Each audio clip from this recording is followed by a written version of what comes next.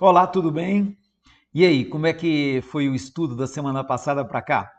Hoje nós, conforme combinamos, vamos estudar o capítulo 8 e também o 9. Nós vamos estudar os dois juntos. Como são temas assim bem delicados, veja bem, o capítulo 8, Teorias sobre a formação da Terra. E o capítulo 9, Revoluções do Globo. Para a gente ter um pouquinho de segurança nessa abordagem, nós fomos buscar algum apoio nos estudos atuais que estão publicados na biblioteca da USP, na Universidade de São Paulo. E lá eu achei uma matéria muito boa, um caderno de orientação dos estudantes de geologia. É muito interessante porque ele apresenta para nós um roteiro para a gente começar a analisar o assunto. O autor afirma literalmente assim, olha, entre os séculos 15 e 20 se tentou responder a duas questões fundamentais. A primeira delas, os planetas e o Sol foram formados juntos? A segunda, os planetas são formados de matéria que originou o Sol ou de matéria interestelar? Então, essas duas questões realmente são as questões que Kardec procura responder no capítulo 8, especificamente. Ele vai fazer uma apresentação das principais teorias vigentes e, sobretudo, ele vai explicar por que ele está refutando duas delas. E lá no livro você vai ver que ele começa pela teoria de Buffon. Era uma teoria que existia na época do final do século anterior e que era muito corrente na França. Segundo essa teoria, que Kardec chama de teoria da projeção, a formação da Terra teria sido decorrente de um choque de um cometa contra o Sol, que nesse choque teria promovido a expulsão de matéria solar, e essa matéria solar, portanto, permanecendo na rotação do Sol, porque estava tudo em movimento, então, continuando em movimento, foi dando origem gradativamente aos planetas que hoje giram ao redor do sistema solar. De acordo com seus cálculos, a Terra teria gasto cerca de 74 mil anos para chegar à sua temperatura atual. E dentro de 93 mil anos mais à frente, ela veria o termo da sua existência. E ele vai dizer que a teoria de Buffon, contraditada pelas novas descobertas da ciência, está hoje completamente abandonada. Por quê? Ele vai explicar então, porque a gente sabe que os cometas não são exatamente o que se pensava e, portanto, o choque de um cometa contra o Sol não poderia causar essa expulsão de massas nessa enorme quantidade suficiente para formar planetas, por exemplo, como Júpiter. Ele vai dizer, sabe-se agora, porém, que os cometas são formados de uma matéria gasosa, que, embora condensada, é bastante rarefeita. Aí vem uma nota explicativa que é da editora. Ele vai dizer assim, olha, a ciência atualmente define os cometas como blocos de gelo e rocha, com alguns quilômetros de extensão. Quando um cometa se aproxima do Sol, o gelo superficial se evapora, formando aquela bola de vapor que adquire a forma de uma longa cauda. Já se sabe hoje, portanto, que a cauda dos cometas ela é totalmente vaporosa. A segunda teoria que Kardec vai analisar é a teoria da condensação. Ele chama de teoria da condensação. Essa teoria é a teoria que havia sido formulada por Immanuel Kant na virada do século e também por Jean-Pierre Laplace, que era francês e que viveu antes de Kardec. Portanto, a teoria de Kant e de Laplace é que era a mais aceita, a mais consistente. Kardec vai dizer: a teoria da formação da Terra pela condensação da matéria cósmica é a que hoje prevalece na ciência como a que a observação melhor justifica, a que resolve o maior número de dificuldades e que se apoia, mais do que todas as outras, no grande princípio da unidade universal. Foi esta teoria que expomos no capítulo 6, intitulado Uranografia Geral. Essa teoria ainda hoje é considerada a melhor explicação para a formação dos astros no universo, das estrelas com os possíveis planetas que elas tenham girando ao redor de si. Essa imagem que eu estou apresentando aqui para você, inclusive, é uma imagem atual de um fenômeno que está sendo analisado pelos astrônomos, porque parece, tudo indica, que se refere a um astro em formação, possivelmente um grande planeta que está sendo formado nesse momento. Os nossos modernos telescópios, com capacidade infinitamente maior do que os da época de Allan Kardec, permitem a observação desses fenômenos para além do nosso sistema solar, numa condição de observação muito mais privilegiada, dando sim elementos para uma análise bem mais consistente a respeito de como pode ter se dado essa formação. E aí eu quero trazer como é que a ciência hoje hoje vê essa questão da unidade que Kardec entrevia,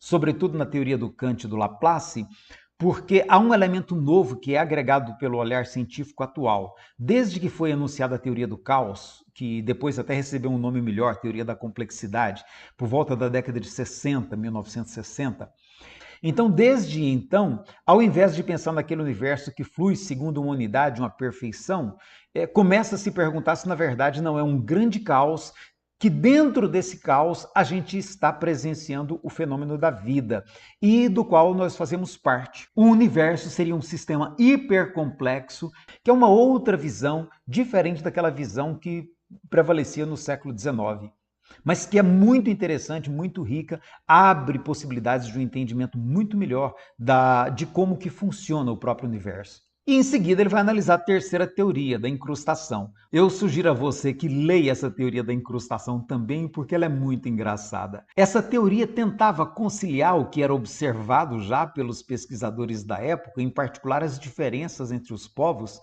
com o texto da Bíblia, sobretudo o prazo de criação da Terra. Imaginava-se que foram 4 planetas dotados de alma, de uma certa capacidade de decisão, que resolveram se unir. E se unindo, formaram os principais continentes que nós temos hoje no nosso planeta. O planeta Ásia teria trazido a raça amarela, a civilização mais antiga. O planeta África teria trazido, ele fala aqui de raça negra, esse é um conceito que você tem que tomar cuidado, porque ele não existe mais hoje, tá? Não existe mais o conceito de raça aplicada a seres humanos, mas os povos de pele negra. E então teria sido um outro planeta. O planeta Europa teria trazido os povos de pele branca, e que a expressão que ele usa é raça branca, tá? Os povos de pele branca. E o América, os povos de pele vermelha. É muito curiosa essa teoria, porque ela considera os planetas como dotados de alma, de vontade, de liberdade de decisão. E aí Kardec vai refutar essa teoria, mostrar por que ela não deve nem ser levada a sério, por conta do quanto as afirmações são pueris. E por fim ele vai terminar o capítulo explorando o assunto a alma da Terra. Ele vai argumentar no seu texto que, ampliada nesse sentido, a ideia de alma da Terra deve então ser arrolada entre as concepções sistemáticas e quiméricas. Mas eu quero considerar com você que, por mais que Kardec tenha considerado como concepção sistemática e quimérica, ela continua sendo muito levada a sério ainda hoje, sobretudo nos meios que lidam com a ecologia, com a questão ambiental. Embora seja uma teoria não científica, ela sempre volta e se fundamenta lá numa ideia ainda da filosofia grega, usando inclusive o nome da deusa Gaia, que seria uma forma de questionar se nós não podemos compreender que a Terra seja um grande organismo vivo e, de certo modo, dotada de alguma espécie de inteligência do ponto de vista da capacidade de sua própria reconstituição. Essa tese sempre volta, sobretudo nesse momento em que a Terra está sofrendo muito com a presença humana, tendo sido acelerados todos os processos de extinção de vida animal. E em função disso, há um entendimento de que se a espécie humana se autoextinguir, a Terra retoma o seu vigor rapidamente, porque hoje um dos principais fatores de destruição do meio ambiente é a presença do ser humano. E vamos ao próximo capítulo, que é o capítulo 9, Revoluções do Globo. Vamos por partes, eu vou abordando cada tópico com você. Analisando as revoluções gerais ou parciais, Kardec começa logo no item 1, portanto, dizendo o seguinte: os períodos geológicos marcam as fases do aspecto geral do globo, em virtude das suas transformações. Aquilo que a gente viu no vídeo lá atrás, que as próprias formações rochosas de hoje nos dão pistas sobre como se deu a formação da Terra. Uma vez consolidada a base, apenas se devem ter produzido modificações parciais na superfície. Ele está falando desse resfriamento, dessa casca do planeta Terra. Então, uma vez resfriado, deu-se uma certa estabilidade e a partir daí as modificações seriam parciais, segundo o entendimento da geografia que se tinha naquela época. Hoje, talvez esse desenvolvimento seja visto de uma maneira mais constante, da qual nós estamos vendo apenas um recorte dentro do qual nós estamos inseridos e que é uma fração de tempo muito pequena. E eu já vou passar rapidamente com você, porque ele chama de Idade das Montanhas. Ele vai dizer, está lá no item 3, examinando-se os terrenos dilacerados pelo erguimento das montanhas e das camadas que formam os contrafortes, é possível determinar-lhes a idade geológica. E ele vai concluir dizendo, esses levantamentos, devido aos vulcões, devido aos choques de placas, esses levantamentos devem ter ocasionado grandes perturbações locais e inundações mais ou menos consideráveis pelo deslocamento das águas, pela interrupção e mudança do curso dos rios. E Kardec está escrevendo isso aqui, gente, não é à toa não. Ele era um estudioso, é muito interessante perceber o quanto Kardec era estudioso. Tem uma nota de rodapé dele próprio aqui, que ele vai mostrar em que é que ele está se baseando para dizer isso. Nessa nota de rodapé, eu não vou ler toda ela com você, porque ela é muito extensa. Ele vai dizer que o século XVIII, que é o século anterior ao dele, registrou notável exemplo de um fenômeno desse gênero, de dobramento das estruturas rochosas do planeta, formando montes, formando cordilheiras, formando vulcões. Então ele diz, há 6 dias de marcha da cidade do México, existia em 1750 uma região fértil e muito bem cultivada, onde produzia em abundância arroz, milho, bananas. No mês de junho, pavorosos tremores de terra abalaram o solo, renovando-se continuamente durante 2 meses inteiros. E ele pega informações bem precisas. Veja bem, na noite de 28 para 29 de setembro, portanto, lá de 1750, produziu-se violenta convulsão. Um território de muitas léguas de extensão começou a erguer-se pouco a pouco e acabou por alcançar a altitude de 500 pés. Esses 500 pés seriam algo em torno de 125 metros de altura, numa superfície de 10 léguas quadradas. Essas 10 léguas quadradas, se é que eu estou compreendendo direito, essa medida que ele usava aqui, seria em torno de 360 quilômetros quadrados, que tomando como referência, por exemplo, seria metade da área de Goiânia, do município inteiro de Goiânia, ou 1/4 da área da Grande São Paulo. Então, Kardec vai comentar aqui que o terreno ondulava como as águas do mar ao sopro da tempestade. Ao final, abriu-se um abismo de perto de 3 léguas. 3 léguas seria o quê? Quase 20 quilômetros. De onde eram lançados a prodigiosa altura fumaça, fogo, pedras em brasa e cinzas, ou seja, formou-se um vulcão. 6 montanhas surgiram desse abismo escancarado, entre as quais o vulcão a que foi dado o nome de Jorullo. Se você quiser pesquisar na Wikipédia, pesquisa aí, El Jorullo, que agora se eleva a 550 metros acima da antiga planície. Hoje essa área foi transformada num grande parque de turismo. Kardec está usando para comentar isso aqui um livro na época de Luiz Figuier, que chamava A Terra Antes do Dilúvio. Então são essas ocorrências que fundamentam essas explicações a respeito desse processo de formação das montanhas, dos Alpes, dos Andes, dessas grandes cordilheiras que a gente conhece, ou mesmo desses pequenos montes que a gente vê hoje na geografia terrena. Em seguida, Kardec vai analisar o que ele chama aqui no tópico que ele coloca no livro A Gênese de dilúvio bíblico. E ele vai dizer, o dilúvio bíblico, também conhecido pelo nome de grande dilúvio asiático, isso aqui são referências da época dele, tá, gente?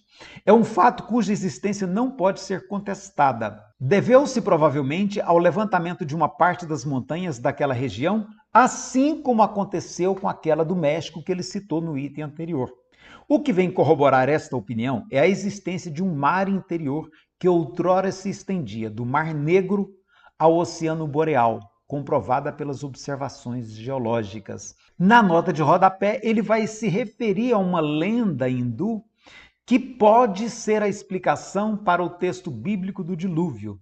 Ele vai dizer, a lenda indiana sobre o dilúvio refere, segundo o livro dos Vedas, que Brahma, transformado em peixe, dirigiu-se ao piedoso monarca Vaivatswata e lhe disse, chegou o momento da dissolução do universo.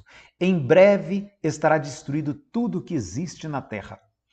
Veja a semelhança, gente. Tens que construir um navio em que embarcarás depois de teres feito embarcar sementes de todos os vegetais. Lembra alguma coisa a respeito da Arca de Noé? Esperar-me-ás nesse navio e eu virei ter contigo, trazendo à cabeça um chifre pelo qual me reconhecerás. O santo obedeceu, construiu um navio, embarcou nele e o atou por um cabo muito forte ao chifre do peixe. O navio foi rebocado durante muitos anos com extrema rapidez por entre as trevas de uma tremenda tempestade. Em tudo a história do dilúvio da Bíblia, abordando ao final ao cume do Monte Himawat, que é o Monte Himalaia. E é o próprio Kardec quem comenta. É flagrante a analogia desta lenda com a narrativa bíblica de Noé. Da Índia, ela deve ter passado para o Egito, como uma imensidão de outras crenças. E se nós formos pegar o livro do Gênesis, nós vamos ver que todo ele está inspirado em outras tradições religiosas que existiam antes de ele ter sido apropriado pela tradição judaica a princípio, imaginando-se que possa ter sido escrito por Moisés, se é que Moisés existiu. E aí Kardec vai analisar em seguida as revoluções periódicas pelas quais passa a Terra e que já eram do conhecimento dos astrônomos na sua época. E ele vai começar dizendo, lá no item 6, além do seu movimento anual em torno do Sol, que produz as estações, do seu movimento de rotação sobre si mesma em 24 horas, que resulta no dia e da noite, a Terra tem um terceiro movimento que se completa em cerca de 25 mil anos, ou, mais exatamente, em 25.868 anos, e que produz o fenômeno designado em astronomia sob o nome de precessão dos equinócios. Não se trata de um movimento simples que a gente possa perceber, assim, de simplesmente olhar a natureza. Você observa, o Sol ele não fica sempre no meio. Acho que você já observou isso, né? O Sol, às vezes, está por aqui, e às vezes está por aqui. Se você observar a sombra da sua casa, vai mudando de posição de acordo com a época do ano. É esse movimento que Kardec está explicando que é o equinócio. E a precessão é como que esse movimento muda ao longo do tempo. Kardec arredonda para 25 mil anos, seria melhor arredondar para 26 mil anos, seria mais correto. A cada 26 mil anos, a Terra faz um giro inteiro ao redor em torno de seu próprio eixo, como se fosse um peão cambaleando. Kardec vai usar essa informação astronômica, sobretudo, para desfazer a crença que existia e existe ainda hoje no horóscopo. Ele vai dizer, em virtude da precessão dos equinócios, acontece que os meses já não correspondem às mesmas constelações. E alguém que nasça no mês de julho já não estará mais no signo de Leão, porém no de Câncer, com a passagem do tempo. Cai assim a ideia supersticiosa ligada à influência dos signos. Mas um pouco mais à frente, ele vai mostrar que isso tem outras implicações do ponto de vista geológico, como, por exemplo, o aquecimento e resfriamento dos polos, que promove o derretimento das calotas polares e, com isso, muda o contorno dos continentes. E ele vai dizer, mas não é um fenômeno que acontece de uma vez, ele acontece ao longo dos 26 mil anos. Portanto, a sociedade vai se reorganizando gradativamente sem sequer perceber que esse fenômeno acontece. A gente vai ver que as nossas cidades aqui do Brasil, a cidade do Rio de Janeiro, por exemplo, quantos anos ela tem? Em 26 mil anos é muito difícil notar qualquer alteração decorrente desse movimento. Mas, ao longo dos 26 mil anos, isso vai promovendo uma mudança, sobretudo nas áreas mais baixas do planeta, por conta dessa invasão das águas nos litorais, ou do afastamento que se dá em seguida. E aí Kardec vai passar para o próximo tópico, cataclismos futuros. O que ele quer dizer com isso? É que hoje a crosta da Terra já é mais estável, mas ainda poderão produzir-se perturbações locais por efeito de erupções vulcânicas, da eclosão de alguns vulcões novos ou em virtude de inundações repentinas de algumas regiões. Essas inundações repentinas de algumas regiões a que Kardec se refere, eu não sei qual era a clareza que se tinha a respeito disso na época, mas hoje já se entende melhor esse fenômeno. E o Evandro Noleto vai colocar uma nota de rodapé aqui na tradução da FEB. Ele vai colocar a seguinte explicação. No dia 26 de dezembro de 2004, ondas gigantescas de até 12 metros de altura invadiram o litoral de 12 países do sul da Ásia, especialmente a Indonésia, onde causaram maiores danos, mas se estendendo também à Oceania e à costa oriental da África. Acho que você se lembra disso, 2004. Aqui que ele está se referindo, aquele grande tsunami da Indonésia. Chamadas de tsunami, tais ondas foram provocadas por um abalo sísmico submarino, cujo epicentro ocorreu no Oceano Índico. Aliás, a explicação que já está muito bem mapeada. a 9.000 metros de profundidade próximo à ilha de Sumatra, tendo atingido 9 graus na escala Richter e provocado, segundo estimativas da ONU, a morte imediata de 150.000 pessoas, sendo que nos dias seguintes esse número aumentou para mais de 200.000. E aí ele vai terminar esse tópico comentando o possível fim da Terra, um futuro quando a Terra vai deixar de existir. E ele fala, a Terra terá, no entanto, um fim. De que maneira? Isso ainda pertence ao domínio das hipóteses. Como, porém, ela ainda se acha longe da perfeição que pode alcançar e da ancianidade que lhe indicaria o declínio, seus habitantes atuais podem estar certos de que tal fato não se dará no correr do tempo em que eles vivem. Então não precisamos ficar preocupados que esse fim da Terra, o fim do sistema solar, o apagamento do Sol, são coisas para daqui a milhões de anos, então a gente não precisa se preocupar com isso. Mas o que mais interessa, e aí Kardec vai encerrar com essa abordagem no item 14, ele vai dizer assim, olha, que o grande desafio é agora o avanço moral da espécie humana. Até que a humanidade haja crescido suficientemente em perfeição, pela inteligência e pela prática das leis divinas, as maiores perturbações que a Terra vai experimentar serão causadas mais pelos homens do que pela natureza. Isto é, serão antes morais do que físicas.